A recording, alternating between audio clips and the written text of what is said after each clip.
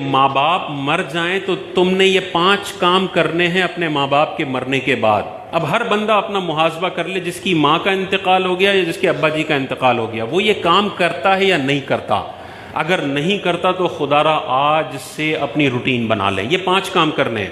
اور وہ کیا 5 کام ہیں؟ حضور نے ارشاد فرمایا الصلاۃ علیہما، اپنے والدین کے لیے رحمت کی دعا کرو۔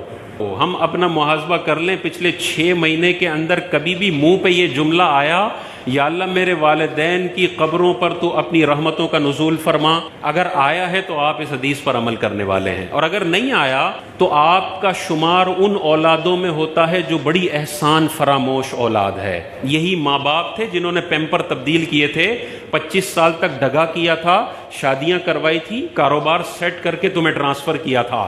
کچھ بھی نہ کیا ہو، ماں کا پیدا کرنا اتنا بڑا حق ہے کہ ساری زندگی بچہ ماں باپ کا استنجا صاف کرتا رہے تب بھی وہ حق پورا نہیں ہو سکتا۔ بعض بچے یہ بھی ہے نا، میرے ابا نے تو میرے لیے کچھ کیا ہی نہیں، نہ مجھے پڑھایا، نہ مجھے روٹی دی، نہ کچھ دیا۔ بھائی اس کا باپ ہونا اتنا بڑا اعزاز ہے کہ والدین نے تجھے ساری زندگی جوتے مارے ہوں پھر بھی تجھے یہ 5 کام کرنے ہیں، پھر بھی تجھے کبھی بھی اونچی آواز کا اختیار نہیں ہے۔ تو حضور نے ارشاد فرمایا الصلاۃ علیہما، دوسرا ارشاد فرمایا والاستغفار لہما، اپنے والدین کے لیے دعائے مغفرت کرے۔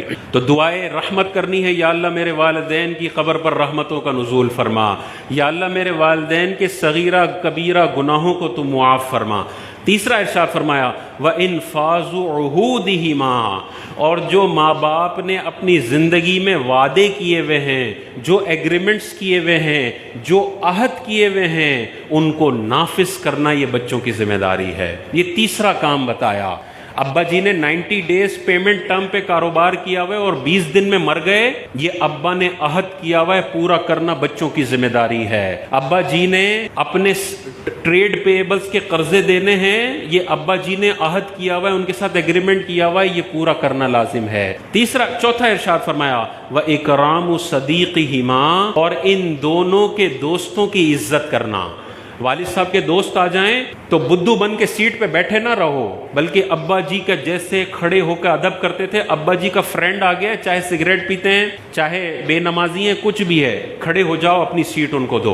یہ عزت کرنے کا حکم ہے ابا جی کے دوستوں کی۔ تو ابا جی کے دوستوں کی عزت کرنے کا حکم ہے، تو ابا جی کے بھائی کی کتنی عزت کرنی ہے، ابا جی کے ابا جی کی کتنی عزت کرنی ہے، ابا جی کی بہنوں کی کتنی عزت کرنی ہے۔ اور 5واں یہی ارشاد فرمایا وَصِلَةُ الرَّحِمِ، اور ان رشتہ داروں کے ساتھ صلہ رحمی کرے جو اس کے ماں باپ کی وجہ سے اس کے رشتہ دار بنے ہیں۔ ماں باپ نہ ہوتے تو یہ رشتہ دار نہ ہوتے، تو اس میں چچا بھی آ گئے، پپو بھی آ گئے، خالہ بھی آ گئے، ماموں بھی آ گئے۔ ابا جی کا انتقال ہوا تو یہ نہیں ہے کہ بس چچا کو اب ان کے حال پہ چھوڑ دیا، پھپھو کو ان کے حال پہ چھوڑ دیا کہ اب یہ جانے، ابا جی جانے، ابا جی تو چلے گئے، ہمارا تو ان کے ساتھ کوئی خاص تعلق نہیں ہے۔ نہیں، میں نے اپنے رشتہ داروں سے رشتہ جوڑ کے رکھنا ہے۔ انگریزوں کا یہ کلچر ہے کہ انٹی کو آئے ہوئے 3 سال ہو گئے، انکل کو آئے ہوئے 5 سال ہو گئے، کبھی فون پہ بھی رابطہ نہیں ہوتا۔ ان کے تو انٹی انکل کا پتہ بھی نہیں ہوتا نا، بعض اوقات ابا کا ہی پتہ نہیں ہوتا۔ اسلامی کلچر ہے جو آپ کو کہتا ہے جڑ کے رہو، چچا سے بھی جڑو، خالہ سے بھی جڑو، ماموں سے بھی جڑو، پھپھو سے بھی جڑو، بھتیجے بھانجوں سے بھی جڑو، ہر ایک کی خبر گیری کرو، بے حس نہ بن جاؤ، خود غرض نہ بن جاؤ کہ مال ہے تو بس میرا ہے اور میرے بچوں کا ہے۔ پھر جب یہ بندہ محتاج ہوتا ہے تو اس کے رشتہ دار بھی بولتے ہیں جیسے تو نے خود غرضی کا مظاہرہ کیا تھا، آج ہمیں بھی تجھے دینے کے لیے صرف ایک پروڈکٹ ہے اور اس کا نام ہے خود غرضی۔ جو بندہ ساری زندگی خود غرض صرف اپنے اوپر مال خرچ کرنے والا بخیل انسان ہو، جب یہ اپنے بستر مرگ پر پڑا ہوتا ہے تو کوئی عیادت کرنے بھی نہیں آتا۔